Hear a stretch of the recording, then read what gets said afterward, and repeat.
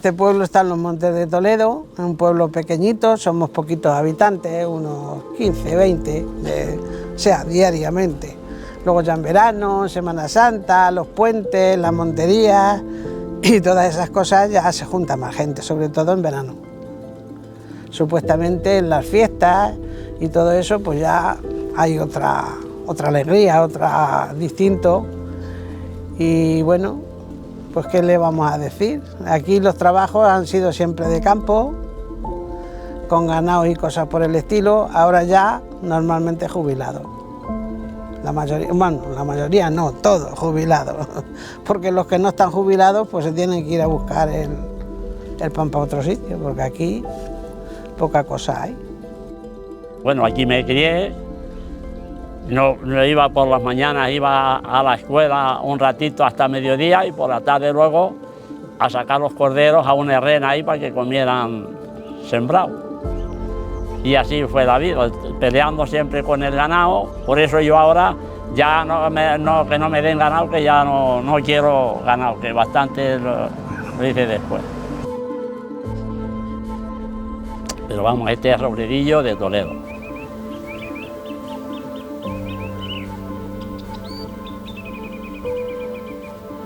Soy Ángeles Fernán Gómez. Nací en un pueblo de la montaña de Riaño, en León, y vivo en Madrid, pero mi alma sigue estando en el campo siempre y sobre todo donde haya montaña, aunque el llano también me tira. Mi vocación literaria viene desde siempre, yo creo. He escrito mucho, pero he publicado no tanto. Son 2 libros de poesía, en solitario me refiero, y uno de narrativa. El primer libro de poesía era Papel albal, el segundo Ven a mi burdel, y este último de narrativa es Canción de luna y otros relatos. He publicado en numerosas, la verdad, antologías, pero con más gente, evidentemente. También fui antóloga de una de ellas, que es la de la antología de la Lobera de Gredos, cuando se cumplieron los 10 años de los encuentros, ya vamos por 17 y vamos para el 18. Y bueno, luego también he escrito muchos artículos, entrevistas para revistas como la revista Alcaid, Masticadores FEM, Quintana Roo, de Nueva York, Magazine se llamaba, y siempre estoy escribiendo. Amor a la naturaleza y amor a la palabra. Soy Marisol Torres, galán. Estamos en Robledillo, Toledo, Valle del Gévalo. Yo nací a 5 kilómetros de aquí, en un pueblecito pequeñito que se llama Navaltoril. He vivido aquí hasta los 10 años en el valle, después emigramos a Madrid y vuelvo siempre que puedo porque mi corazón está en este valle. He escrito novela, relato, poesía y un ensayo.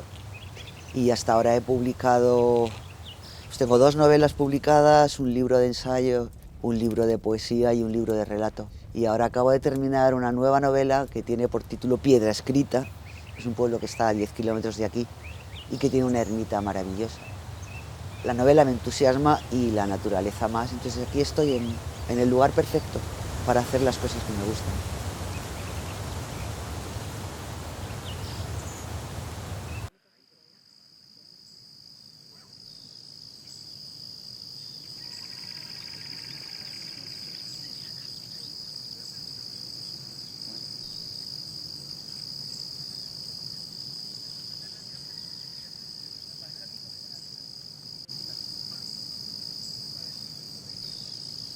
Por aquí.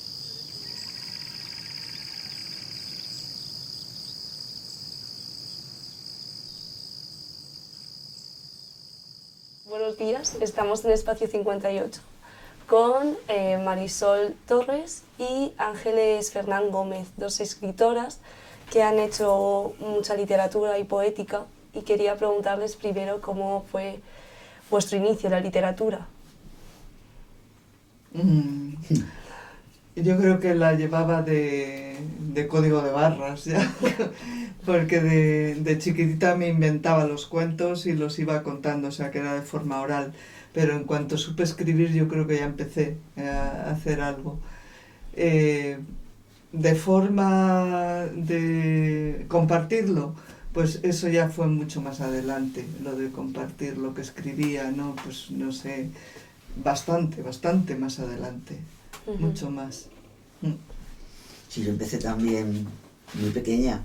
Mi bisabuelo publicó un libro que tengo por ahí guardado, mi abuela me leía libros desde que era pequeña y escribía una poesía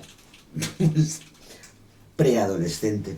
Y escribí como hasta los 18 y luego lo dejé absolutamente y no volví a escribir hasta pasado los 40. Toda autora tiene un libro que la ha marcado. ¿Tenéis alguna obra que haya marcado un antes y un después en vuestra vida? Yo tengo dos. 100 años de soledad, que lo leí con 16 años y me dejó fascinada, y La casa de los espíritus de Isabel Allende. O sea, si yo me dijeran, ¿qué libro quisieras escribir? Escribiría estos dos. O sea, pediría estos dos, ojalá pudiera. Sí, hablamos de narrativa en este caso, claro, porque ambas escribimos también poesía. Coincidimos en 100 años de soledad, sí, que es un grandísimo libro, que encima ahora me ha dado por releerlo. Y a mí, por ejemplo, me encantaba Juan Rulfo.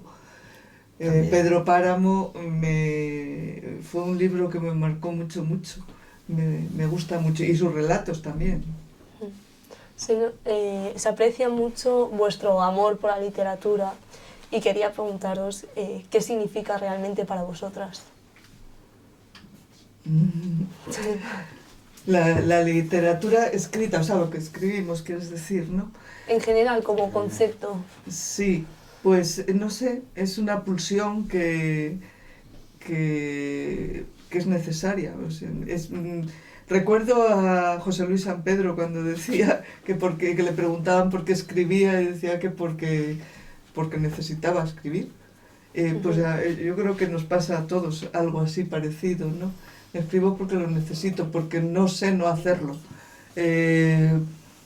Algo así. Claro, como decía Miguel Ángel. Decía que Miguel Ángel.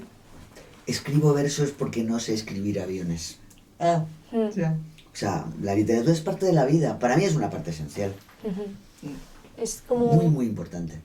Una especie de pasión que habéis trascendido más allá y no la habéis dejado solo en ser lectoras y escritoras, sino que también habéis hecho puntos de encuentro. Tenemos la Lobera en Gredos y el dinosaurio ya no estaba allí. Sí. ¿Podríais explicarme un poco en qué consisten esos proyectos? Bueno, sí, una parte, en mi caso, como has empezado por la Lobera, una parte que he hecho bastante es lo que se llama ahora lo de gestora cultural en la literatura. Y un proyecto, aunque no el único, que comencé fue los encuentros poético-artísticos en un paraje maravilloso que está en Gredos, que se llama la Lobera de Gredos. No es ningún pueblo, es un centro de turismo rural, que estamos allí aislados completamente y en contacto con la naturaleza más pura. Entonces lo comencé se me ocurrió en el año 2007 y ya siempre es en otoño y el próximo otoño ya será el número 18 de encuentros.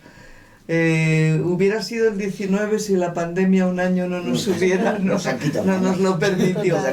Pero bueno, es el 18, está muy bien, o sea, y que no decae, sino que yo creo que va en aumento incluso. Es un sitio fantástico. Ella suele venir, yo sigo coordinándolo. Sí.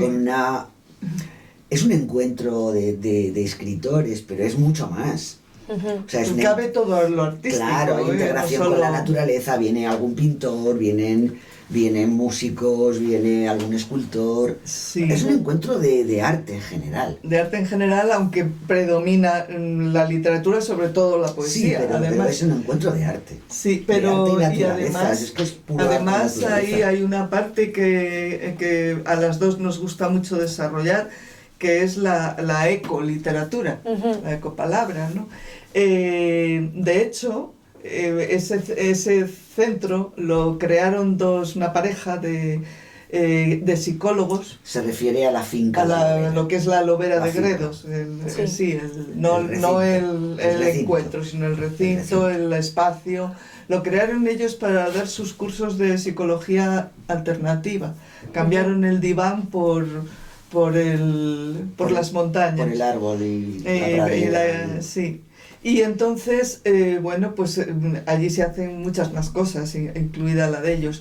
Y ellos comenzaron, allí se lleva la Escuela de Ecopsicología de España.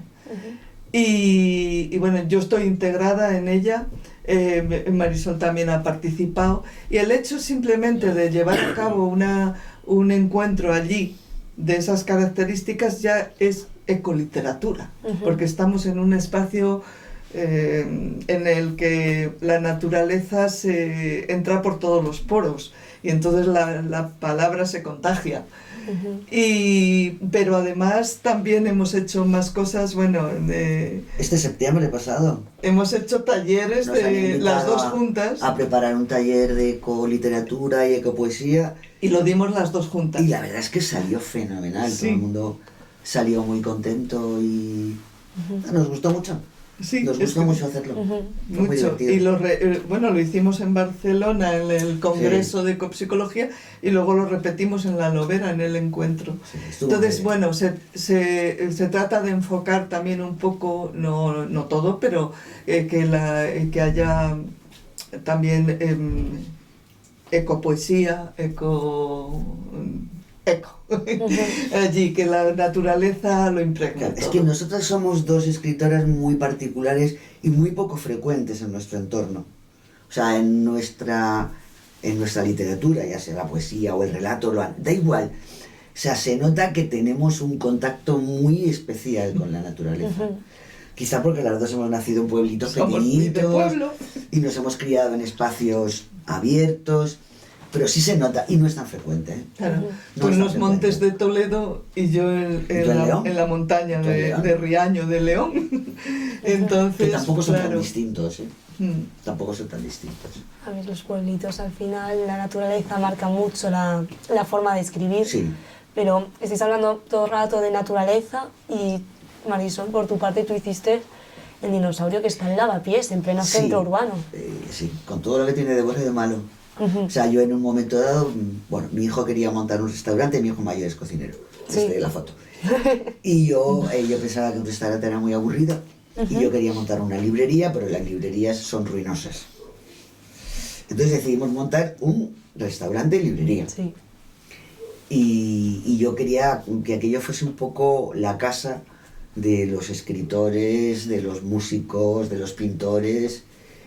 Y conseguimos compaginar, hemos estado 13 años, conseguimos compaginar durante todo ese tiempo lo que es la vida de un restaurante normal, con todo lo que tiene de bueno y todo lo que tiene de terrible también, pero las tardes o las mañanas estaban dedicadas a encuentros. Hemos hecho mesas redondas, se han presentado libros, se han hecho conciertos, se han hecho talleres. Entonces era hacer la parte divertida de aquello.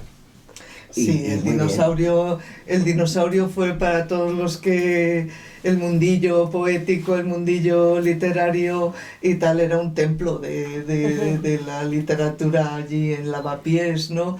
Allí hemos pasado todos por allí. Y la canción de autor y todo esto. Yo misma llevé un ciclo allí de la literatura temática. Sí. Y además estaba a tope, funcionaba ¿verdad? muy bien, la verdad es que... Y hay mucha gente que me dice, qué pena me da, paso por allí, ya no estás tú. Sí. Es verdad. Sí, se echa de menos el dinosaurio. Es que es así. Pero no era el dinosaurio, el dinosaurio todavía estaba allí. Sí. En honor al mejor microrrelato jamás escrito de Monterroso, Cuando despertó, el dinosaurio Todavía estaba allí. Pero luego todos lo llamábamos el dinosaurio y ya el dino. El dino, cada vez se acortaba más. Sí. No, han sido unos amistoso. años realmente hermosos. Han sido unos años hermosos. ¿Cuál diríais que es la fuerza de similitud entre ambos proyectos? El amor por compartir. Sí, puede ser, sí. Sí, para mí sí. Sí. Es la clave. Y el unirnos con personas que tienen las mismas inquietudes que podemos tener nosotros, cosas parecidas. Entonces... O sea, algo que tú amas y que quieres compartirlo con la gente que sabes que también está en esa onda, ¿no? Y ese es el éxito, ni más ni menos, ¿eh? Sí. O sea, yo estoy deseando todos los años, y quienes me conocen lo saben, yo estoy deseando que llegue octubre e irme a la Lobera. Y paralizo la vida haciendo lo que sea, pero yo me voy a la Lobera esos días. La literatura tiene un impacto muy fuerte en todas las vidas, es una manera de sanar, ¿no? Sí. Es que en uno de los relatos de Ángeles se habla de cómo una persona intenta hacer una autobiografía, un autorretrato de sí mismo, y no llega porque no se conoce. La literatura puede ayudar a ese proceso. Sí, yo creo que el arte en general tiene un aspecto de sanación. Cada uno busca su sanación por donde mejor le sale, y en nuestro caso yo creo que es la palabra escrita, y el arte en general yo creo que también. El pintor lo saca con la pintura, y todo esto, ¿no? Y en ese relato que dices, que está aquí en el libro en el de Canción de Luna, sí, recuerdo que yo misma al escribirlo hubo una parte a la que llegué que me impactó, y fue cuando me vino a escribir sobre cómo nosotros mismos, o sea, para retratarnos, no nos podemos mirar a nosotros mismos. O sea, más que si te miras a través del espejo, y ni siquiera así, porque tú te miras y solo te ves la expresión que tienes en el espejo mirándote directamente, pero no sabes cómo funcionan tus ojos si giran. Sí. Porque entonces ya no te ves. Si no te miras en los ojos de otro, ahí es donde te ves. Sí, pero en los propios, no te ves. No te ves. Más que un plano solo, y en el espejo. Es que relacionado con esto, al final puede ser que al escribir tanto es una herramienta de autoconocimiento. Claro, absolutamente. Y de cierta forma las obras pueden formar una autobiografía. Por supuesto. Hasta muchísimo. Hasta el punto de que cuando alguien te conoce muy bien, a mí me pasa con algunas personas que conozco hace muchos años y demás, y leen mis libros y me dicen, pero si eres tú. Sí, a mí me han dicho algunos amigos leyéndome, y dicen, si es que te veía a ti cuando te leía. Sí. Porque es verdad, estás tú ahí. O sea, aunque sea literatura de ficción, no importa. Estás tú. Y escribir, cuando van pasando los años y vas escribiendo cada vez más, hay momentos en los que intentas escribir desde otra perspectiva que no sea esta. Es súper difícil. Totalmente. Porque esta es tu perspectiva. Y no es muy fácil cambiar. Entonces yo he jugado, por ejemplo, a escribir como si fuera yo un hombre de 20 años o de 40. Desde intentando ser un hombre de 20 años. Y súper difícil. Es difícil, pero se consigue. Sí, más o menos. Bueno, porque una de las características de la persona que escribe ha de ser la capacidad de empatizar. Sí. Entonces te puedes meter en personajes que no tienen nada que ver contigo. Que es un hombre, que es un, bueno, no sé, un anciano que todavía no has llegado. En la segunda novela que tengo publicada, de Señalar un naufragio, el narrador es un tipo que va a suicidarse. Es un señor. Y toda la novela está escrita por él. O sea, es una reflexión personal de un tipo que se va a suicidar. Y alguna gente me dice un día, pero tú ves a una mujer detrás de que está escribiendo, y me dice, no, No la veo. Digo, pues entonces he hecho lo que... O sea, he conseguido hacer lo que quería hacer desde el principio. Sí. Sí. Es que hay una parte que a veces lo utilizamos como esa terapia de autoconocimiento y por otra parte un distanciamiento para poder ver nuevas perspectivas. Y bueno, en vuestras obras se aprecia mucho unos personajes complejos, con unas vidas duras y el concepto de la venganza está muy presente. Quizá más en mi caso. Quizá más en mi caso. Sí, yo... A mí me gustan los personajes complicados. O sea, yo no creo que haya ningún ser humano simple. Creo que todos tenemos ahí un poquito de muy buena gente y unos piquitos de muy mala gente. Y el asunto está en saber equilibrar los dos.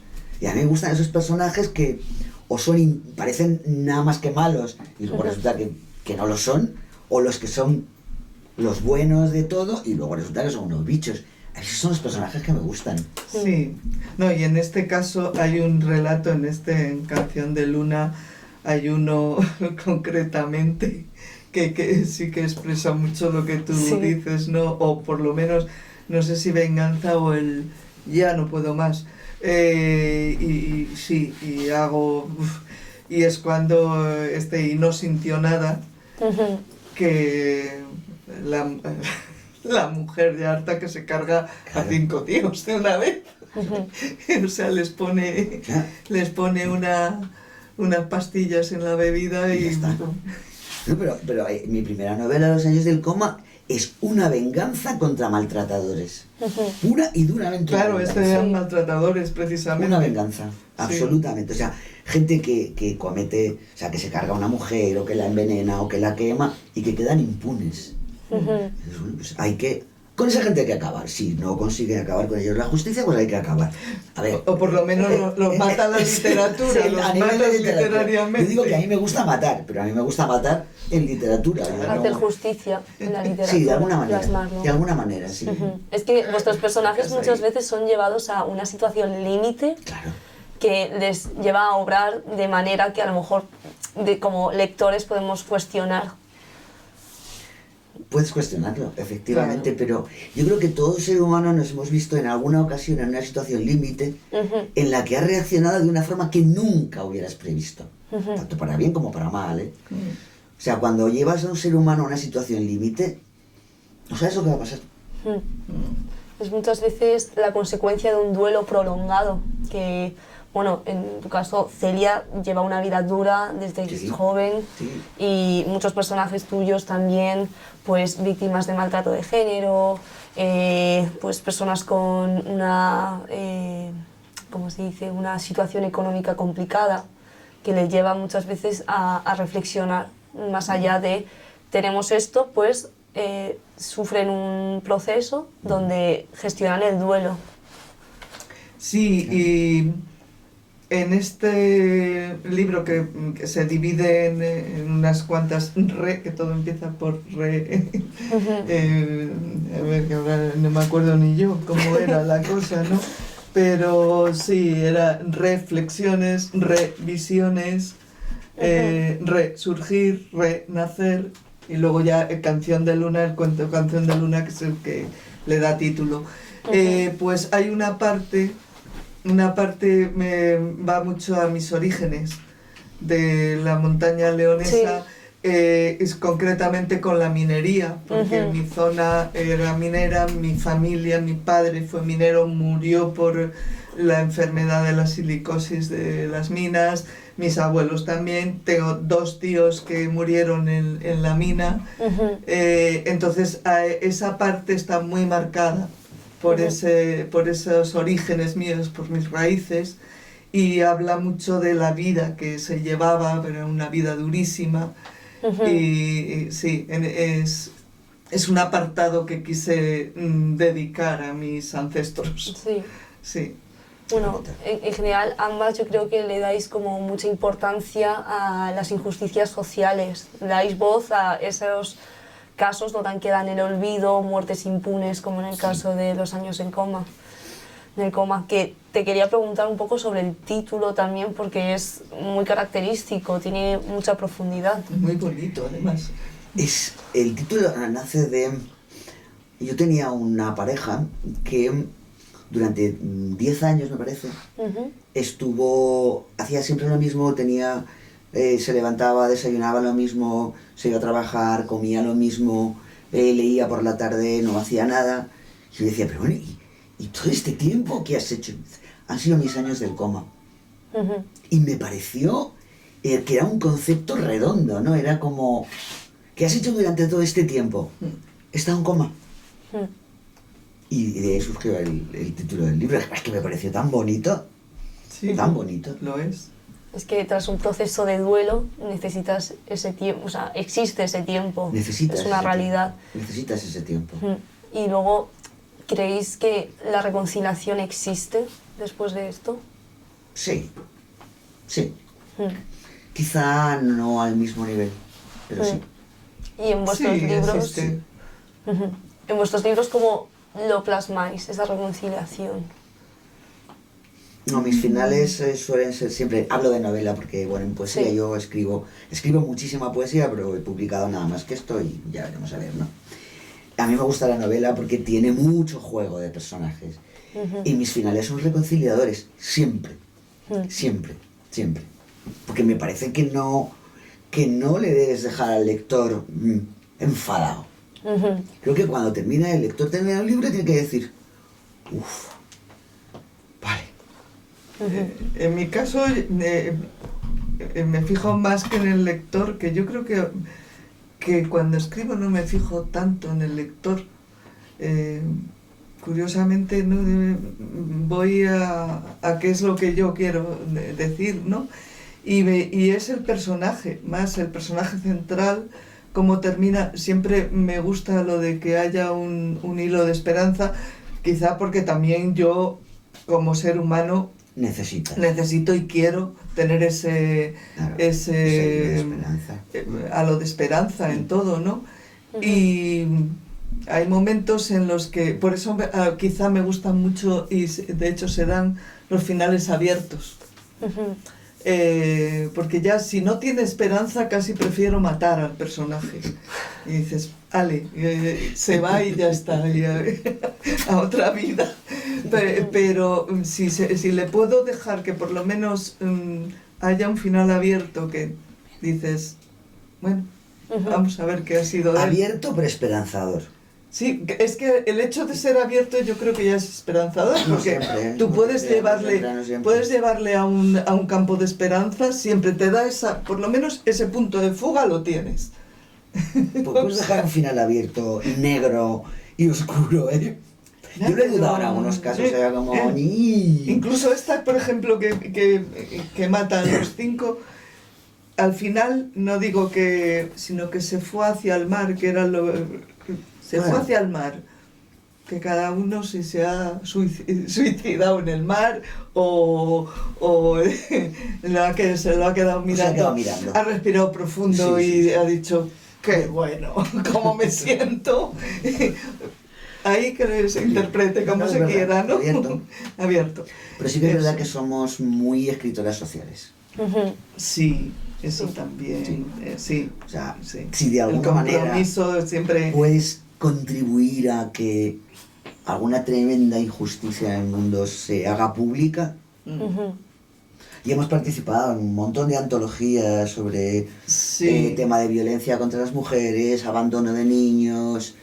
Los temas sociales, como es el tema de Palestina ahora mismo. Claro. Se ha hecho mucho, eso, y yo creo, en mi caso, más en la poesía que en la narrativa.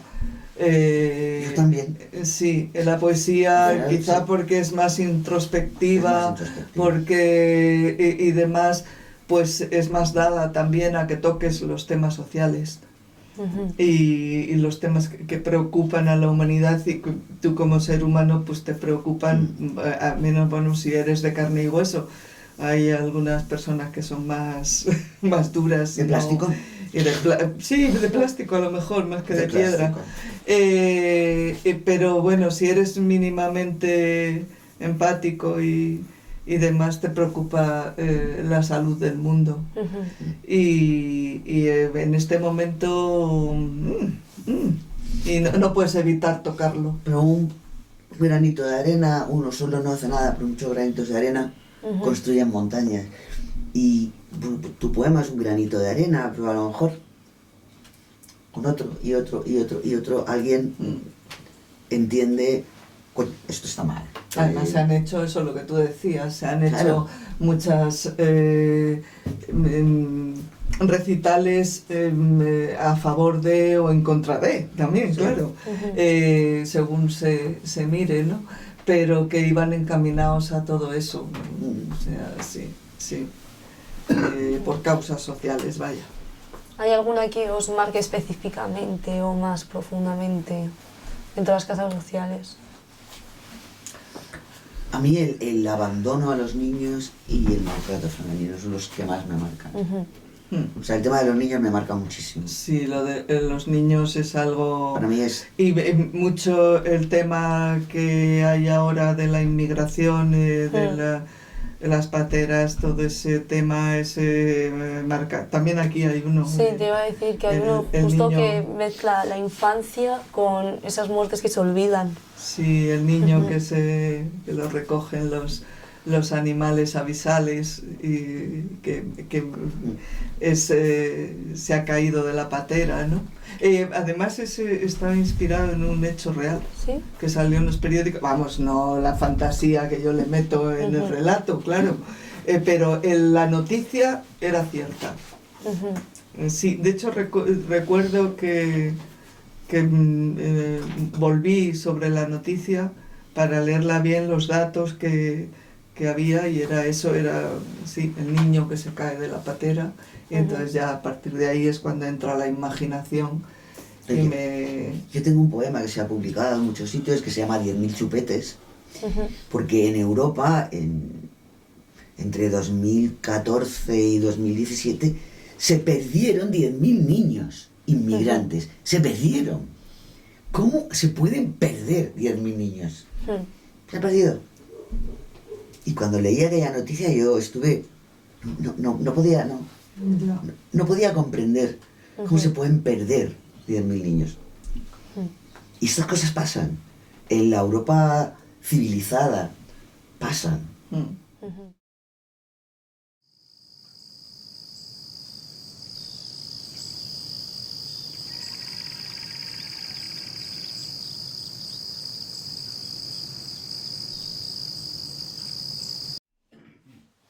Bueno, pues siguiendo un poco con lo que estamos hablando de la justicia social y la poca representación que tiene, ¿cómo creéis que todos estos años de censura han influido en el imaginario colectivo? La censura... Yo no llamaría estos años de censura, porque no estamos hablando de la época de Franco, estamos hablando de los últimos años. Es más, yo creo que ahora hay más nivel de censura que hace 15 años. Sí. Tengo un poco esa percepción. Pero a nivel mundial, no solo en España. No tienes más que ver las redes sociales que publicas y que exhiben y que ocultan. Sí. Creo que el nivel de censura está incrementándose. Están los algoritmos Están locos los algoritmos ahora. Cortando lo que no les interesa a los dueños, que es una vergüenza. Sí. Así de claro. Es una vergüenza. Entonces, al final, alguien que escribe o que pinta o que hace cine o que hace algún tipo de arte, estamos muy condicionados a ver qué quieren los grandes propietarios que se vea. Las redes sociales es una manera de censurar nuevas formas de expresión. Absolutamente. Cada vez más. ¿Y cómo lo jugaréis a vuestro favor con ellas? Es complicado. No me ha ocurrido todavía una fórmula perfecta. Yo a veces les he hecho trampas y a veces han caído en la trampa. Cada vez de poner las cosas de forma... Porque hay una cosa que no entienden mucho, y es la ironía. Con la ironía suele funcionar. Claro que también hay algunas personas que no la entienden, Bueno, pero eso bueno, da igual. hay muchos que sí. Pero yo creo Entonces que la ironía Sí. a veces no la captan los algoritmos. los algoritmos no, pero cuando la Puede. IA trabaje un poco más y esté más rodada, Ya, tengo mis dudas. vamos a aprovechar el tiempo que nos quede. Tengo mis dudas.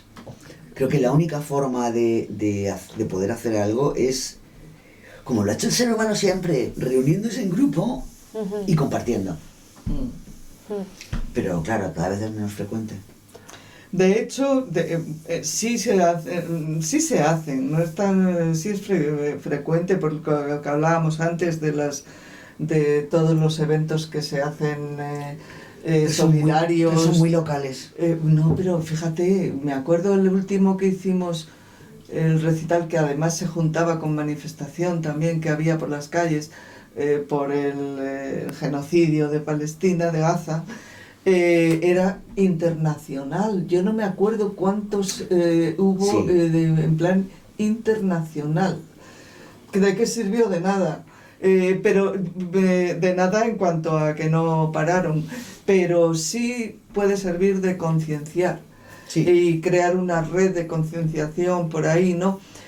Yo siempre soy de las que, no sé si es por contentarme o qué, pero siempre pienso que hay mucha más gente en el mundo buena que mala, ¿no?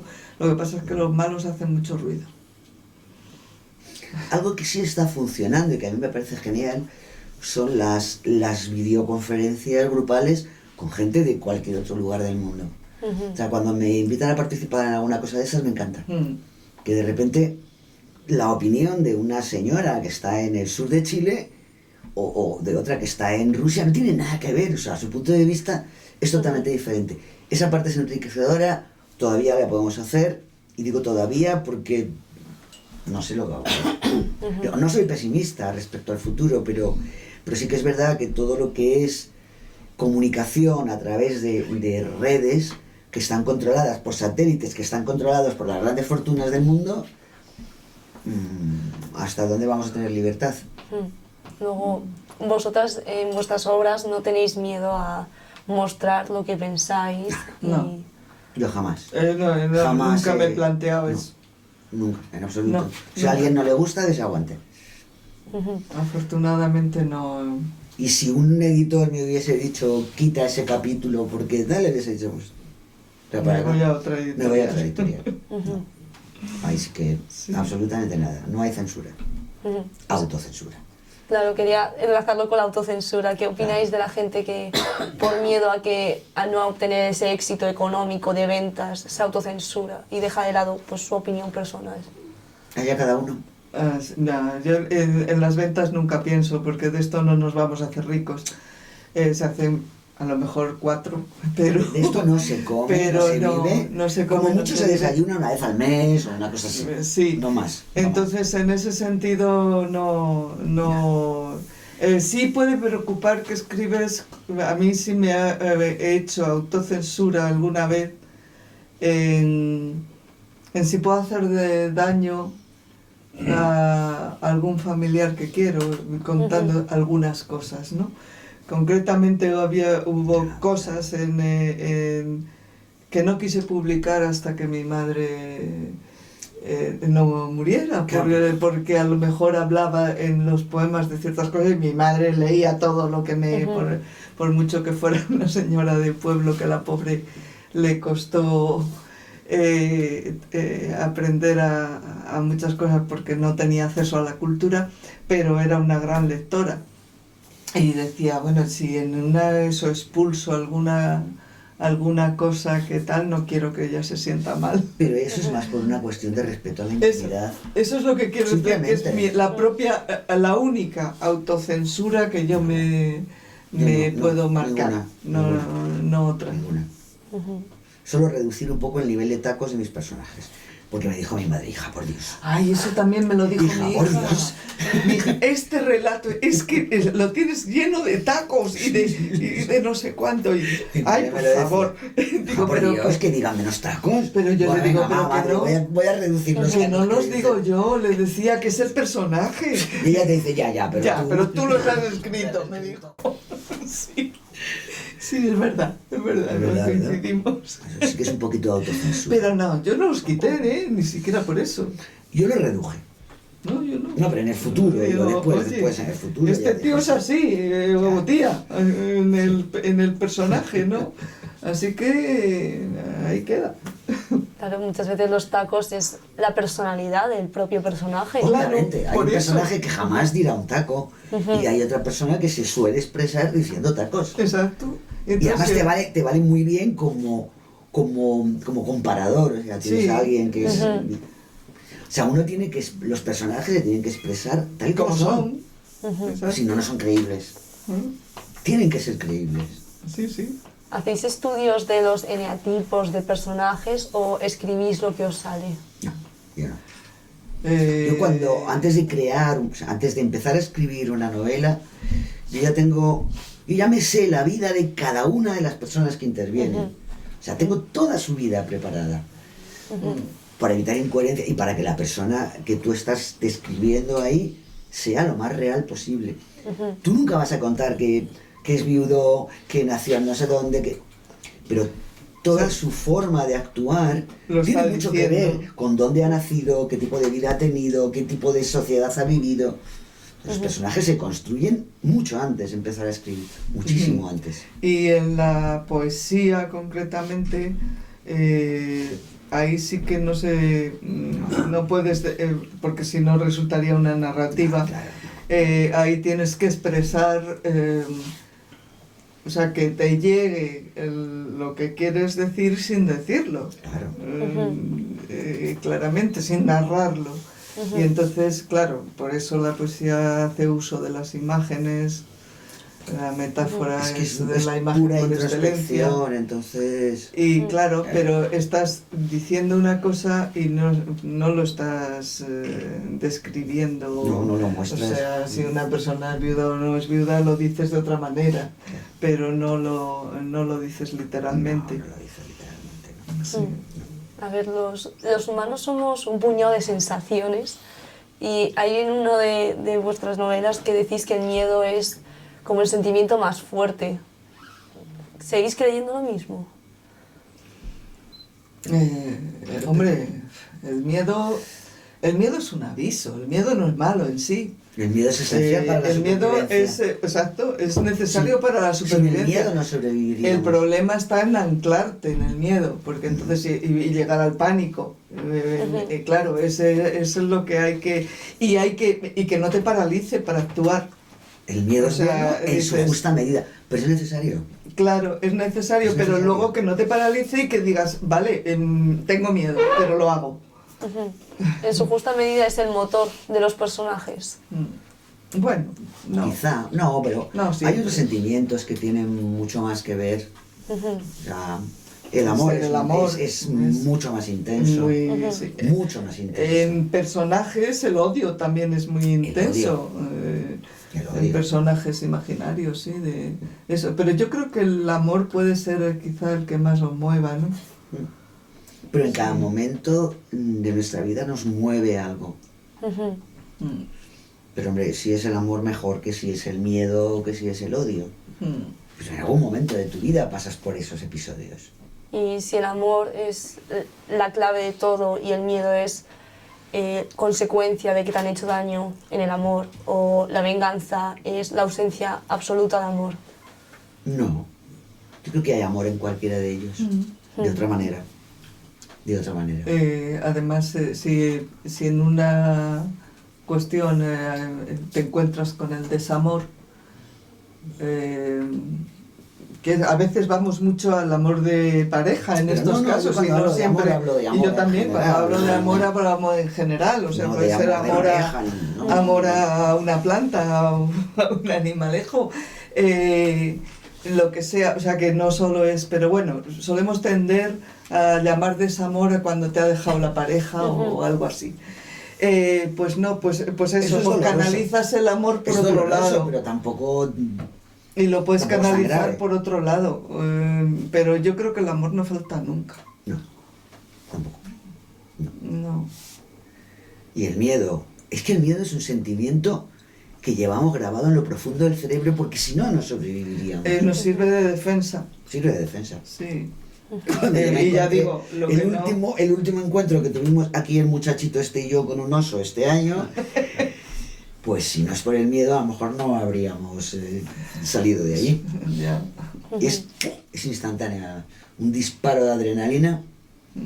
Es fundamental para sobrevivir. Y yo creo que aplicado a la literatura es que tienes que sentir, o sea, aunque no la tengas en ese momento, no tengas ningún motivo para sentir miedo o el sentimiento que sea, tienes que ser capaz de ponerte ahí. en ese sentimiento. O sea, que tú en ese momento no sientes odio, pero tienes que ser capaz de hacer sentir odio y de llevar a tu cerebro cómo se siente uno cuando el odio se apodera, ¿no?, de ti, y metérselo en el personaje que haga falta. Todas esas emociones en algún momento de tu vida las has vivido, Las conoces. Entonces, como las conoces, las puedes utilizar. Las tienes que reproducir. Las puedes magnificar, pero las conoces. O sea, tienes que saber reproducirlas. No están fuera de tus sentimientos habituales. Claro. Solo escribimos de lo que sabemos, nada más. Nada más. ¿Empatizáis especialmente con alguno de vuestros personajes? Yo sí, yo tengo mucho cariño a unos cuantos. Siempre. A todos. No, acabas sobre todo en el caso de la novela, que te lleva, en mi caso a mí me lleva un año y pico escribir una novela, como poco. Y durante todo ese tiempo estás conviviendo con ese personaje y al final acaba siendo, no te digo un amigo, ni mucho menos, ¿no? Pero sí que, pues que yo creo que... Alguien de la familia. Alguien de la familia, debería... Aquí me he pasado, creo que se ha pasado, aquí voy a tener que darle un tal... Claro que les acabas cogiendo cariño si son tus hijos. Y a veces tus alter ego. Claro, son tus hijos, no... ¿Cómo vas Hay a, algunos que lo son. Porque es la típica pregunta que te hacen muchas veces. ¿Es autobiográfica?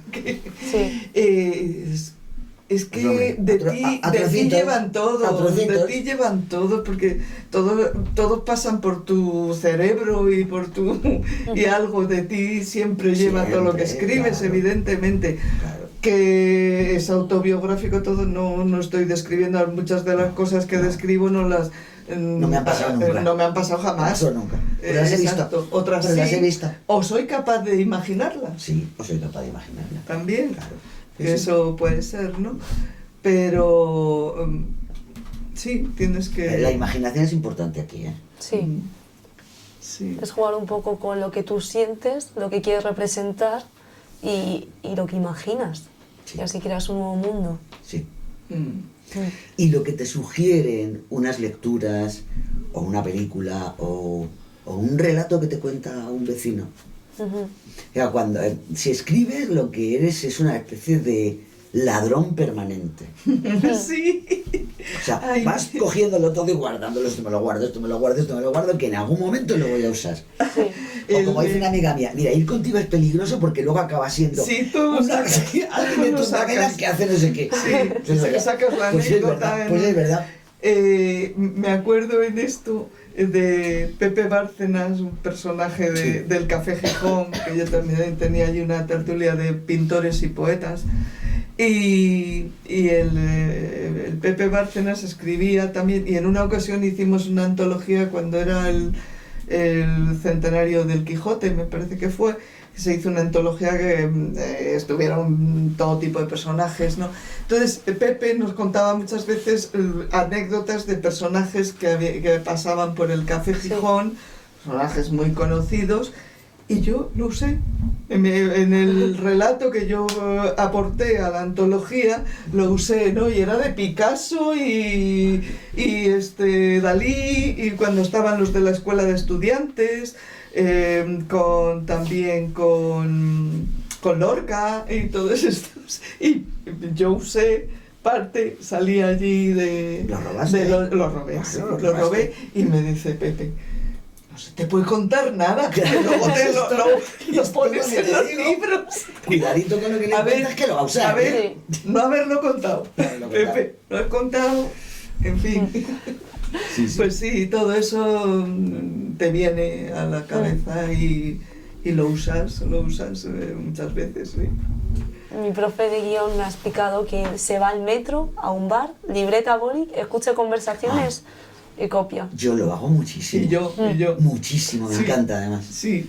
Y además yo que soy una viajera sola, yo viajo sola. Es bueno, toda con el por perro. relato. Yo viajo sola y a mí me encanta sentarme en un café y escuchar. Sí. Uy, sí, además lo entiendo muchísimo mejor. O sea, escuchar que la gente habla alrededor y que... Porque la gente se sienta en un café a tomar una cerveza o una Coca-Cola o un café con alguien. ¿Y de qué habla? Pues de sus problemas del día a día. Sí.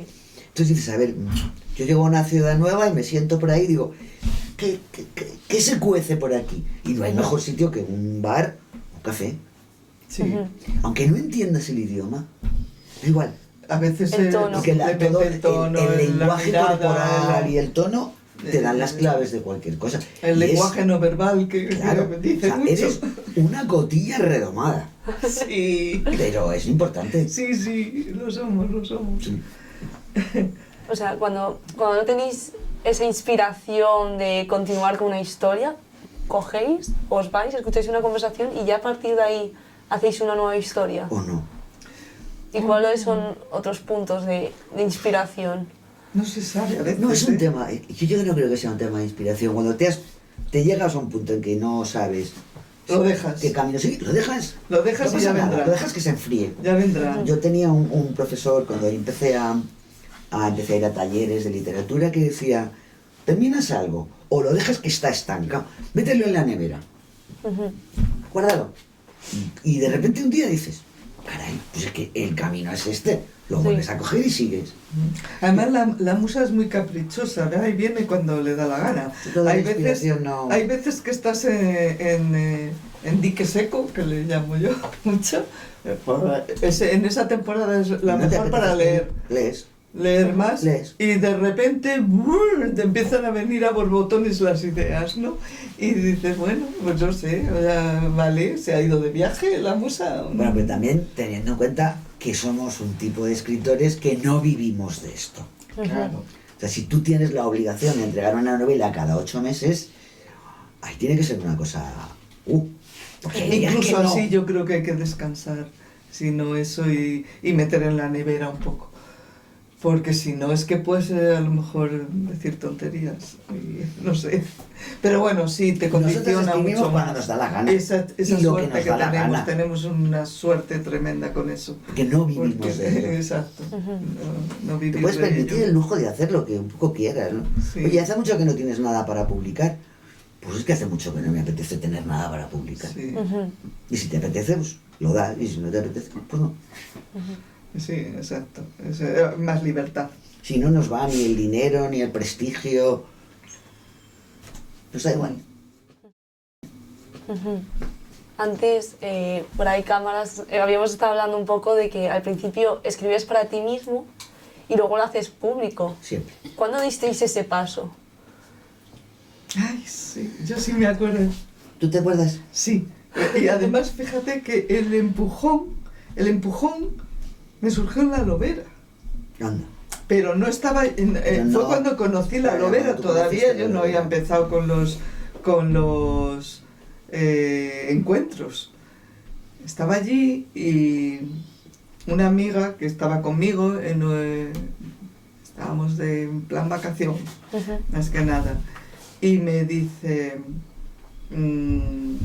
tú, porque se hablaba allí en los... era un curso de Quique y Luz, de la lobera, y se habló el potencial que cada uno lleva y que cada uno ha de expresar. Y me acuerdo de, además ya que tú la conoces porque ha estado, es una amiga mía de toda la vida, que ha estado en muchos eventos míos, y me dice... que cada uno tenemos que explotar lo que llevas dentro. Y tú tienes la obligación, me dijo, de escribir y publicarlo. Porque tienes ese potencial dentro y no tienes derecho a guardarlo. A guardártelo para ti. Exacto.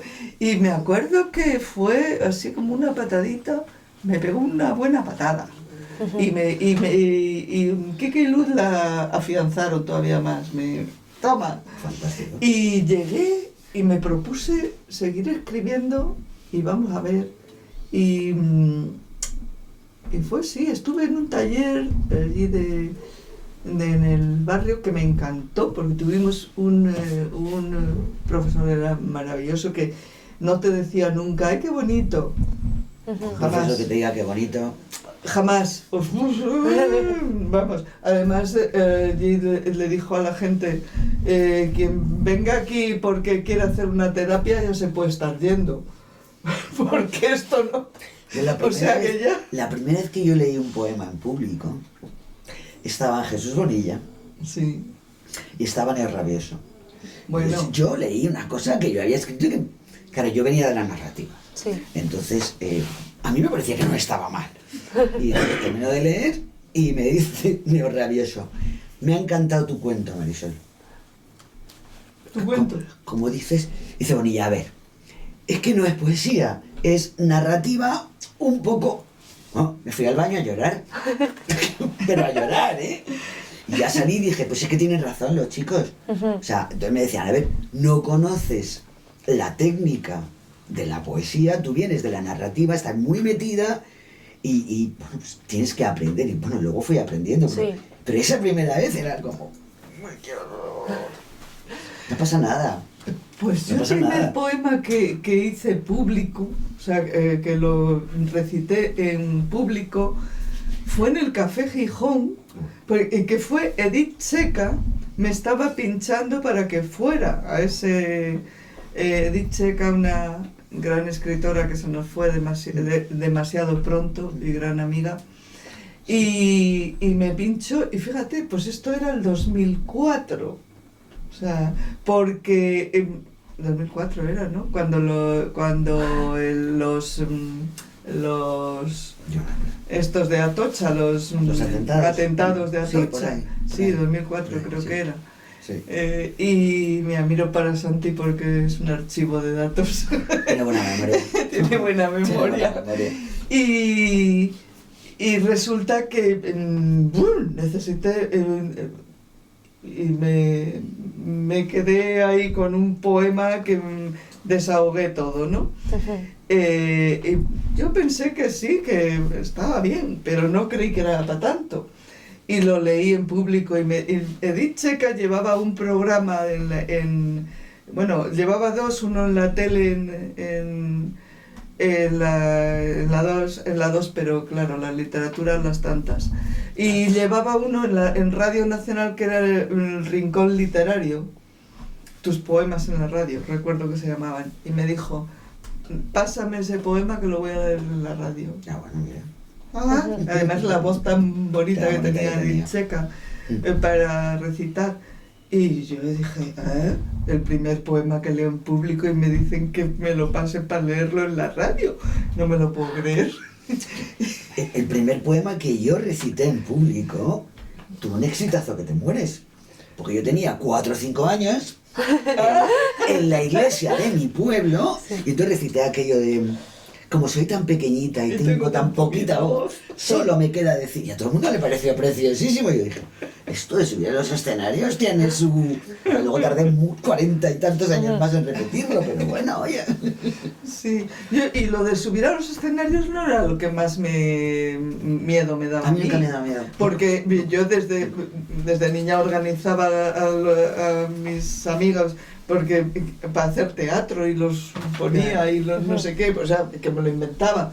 Pero, y luego he hecho teatro de amateur, pero lo he hecho, y performance y tal, o sea que el escenario, hombre, siempre da cosilla un poco, pero yo creo que debe de darla, además, para que eso, pero no es lo que me asusta, no me asusta. Me asustaba leer algo mío, o sea, un poema mío en público. Claro, eso sí. Eso es como desnudarse, es que... Sí, puedo leer una narrativa que como total no soy yo, no pasa nada, pero un poema es como... Sí. Ahí es muy diferente. Lo que pasa es que en el círculo que nosotros nos movemos habitualmente, como estamos yendo constantemente a recitales, Pues claro, cuando ya has ido unos cuantos, Mira, el micrófono es tu amigo. sí, ya no pasa nada. Al principio estás como, uy, caray, pero luego ya pues me siento en casa, no pasa nada. Sí. Pero la gente que llega por primera vez, o sea, yo tengo amigos ahora que me dicen, la primera vez que yo me atreví a subirme al escenario fue en tu Dino. Y recuerdo cómo me arropaste, cómo me tranquilizaste, cómo... Oye, que es importante. Es muy importante. Lo es. Lo es. Pero, bueno. ¿Qué le recomendaríais a alguien que quiere empezar en la literatura? Que quiere ya Que lea. pues, subirse al escenario. Que lea. Que lea. Debo leer. Que lea. Que escriba, que pula, que corrija. Sí. Y que cuando se suba a un escenario, suba tranquilamente a mostrar lo que ha hecho, porque nunca sabes qué va a pasar. Y si además, no es lo tuyo, pues no es lo y tuyo. además, como tampoco te va la vida en ello. Sí. Es verdad, es que no te va la vida en ello. Entonces, que no te sale bien, ya te saldrá bien otra vez. ¿Pero qué significa salir bien en este caso? Que tú estés contento con lo que has hecho.